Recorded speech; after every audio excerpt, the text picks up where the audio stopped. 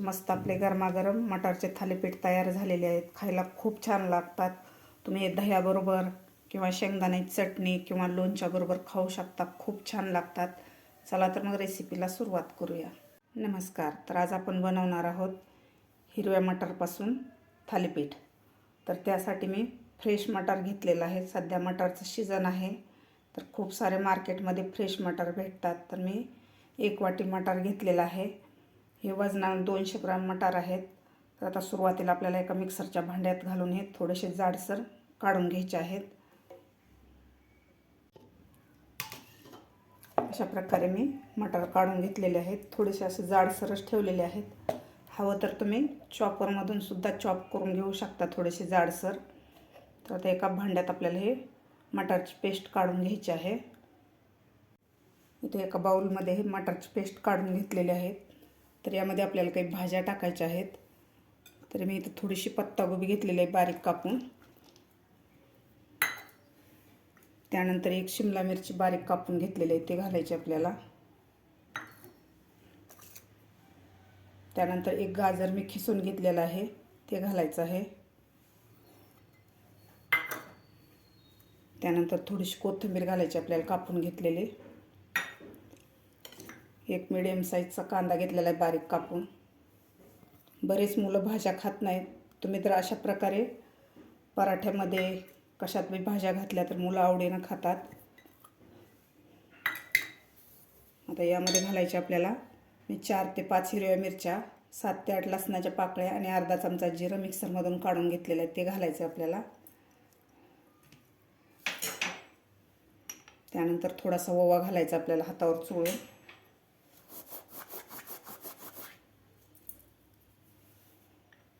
अर्धा चमचा हळद,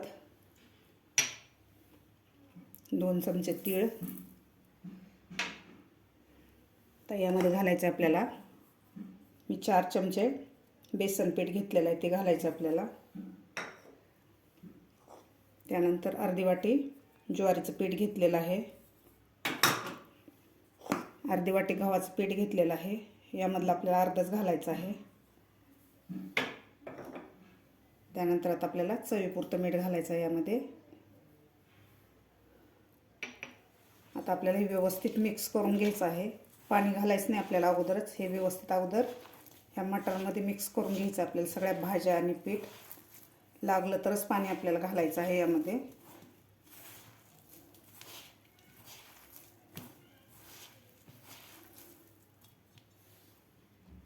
व्यवस्थित मिक्स करून घेतलेलं आहे.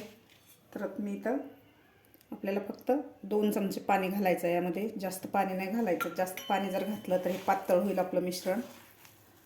त्यामध्ये मी 2 चमचे पाणी घातलेलं आहे. आता व्यवस्थित आपल्याला ह्या 2 चमचे पाण्यामध्येच पीठ मळायचं आहे. तर यामध्ये आपल्याला पाणी नाही घालायचं. प्रकारे मी पीठ मळून घेतलेलं आहे. आपण 2च चमचे पाणी घातलेलं आहे, जास्त पाण्याचा वापर केलेला नाही. असं मस्त झालेलं आहे आपलं पीठ. तर आता आपल्याला थालीपीठ करायला घ्यायचे आहेत. मी इथे एक पोळपाट घेतलेला आहे. पोळपाटावर एक कॉटनचा कपडा अंथरलेला आहे. पाण्यामध्ये भिजवून असं पिळून घेतलेला आहे कपडा. याला आपल्याला थोडंसं पाणी लावायचं आहे.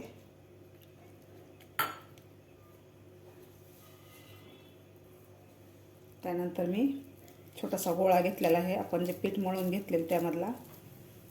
आता आपल्याला याच्यावर थालीपीठ थापून घ्यायचं आहे. हाताला थोडंसं पाणी लावून आपल्याला व्यवस्थित हे थालीपीठ थापून घ्यायचं आहे. अशा प्रकारे केलेले थालीपीठ खूप छान लागतात आणि लहान मुलांना तर खूप आवडतात अशा प्रकारे केलेले थालीपीठ. अशा भाज्या केलेल्या मुलं खात नाहीत. अशा जर तुम्ही थालीपीठमध्ये धपाट्यामध्ये जर भाज्या घातल्या तर मुलं अशी आवडीनं खातात आणि त्यांना कळणार सुद्धा नाही यामध्ये असं आपण भाज्या घातलेल्या आहेत. व्यवस्थित आपल्याला थापून घ्यायचं आहे. अशा प्रकारे मी थालीपीठ थापून घेतलेलं आहे. तर याला वरतून आपल्याला थोडंसं तेल लावायचं आहे, म्हणजे आपल्या तव्याला चिटकणार नाही थालीपीठ. अशा प्रकारे आता याला एक आपल्याला छिद्र पाडून घ्यायचं आहे. तर पॅनसुद्धा आपला तवासुद्धा गरम झालेला आहे. त्यावर आता थालीपीठ घालून घ्यायचं आहे आपल्याला. आपला तवासुद्धा व्यवस्थित गरम झालेला आहे. तर आता थापून घेतलेले थालीपीठ आपल्याला ह्या तव्यावर घालायचं आहे. अशा प्रकारे मस्त झालेलं आहे आपलं थालीपीठ. आता याला वरतून सुद्धा आपल्याला तेल लावून घ्यायचं आहे. अशा प्रकारे आता आपल्याला 1 मिनिटभर असंच ठेवायचं आहे आणि नंतर आपल्याला थालीपीठ पलटी करायचं आहे. 1 मिनिटभर झालेलं आहे, तर आता आपण थालीपीठ पलटी करून घेऊया. मस्त झालेलं आहे आपलं खालून सुद्धा. आता दोन्ही साईडकडून आपल्याला हे खरपूस असं गोल्डन कलर होईपर्यंत भाजून घ्यायचं आहे. गॅस आपल्याला एकदम बारीक ठेवायचा आहे. बारीक गॅसवरच आपल्याला हे थालीपीठ व्यवस्थित भाजायचे आहेत, म्हणजे चवीला खूप छान लागतात. तर आपल्याला दोन्ही साईडकडून व्यवस्थित थालीपीठ भाजून घ्यायचं आहे. मस्त आपलं दोन्ही साईडकडून थालीपीठ व्यवस्थित भाजलेलं आहे, बघू शकता. तर आपण एका डिशमध्ये काढून घेऊया. अशा प्रकारे झालेलं आहे आपलं थालीपीठ. बाकीसुद्धा आपल्याला अशा प्रकारेच थालीपीठ राहिलेले करून घ्यायचे आहेत. असे मस्त ताज्या मटारचे आपले थालीपीठ तयार झालेले आहेत. करायला खूपच सोपे आहेत आणि खायलासुद्धा खूप टेस्टी लागतात.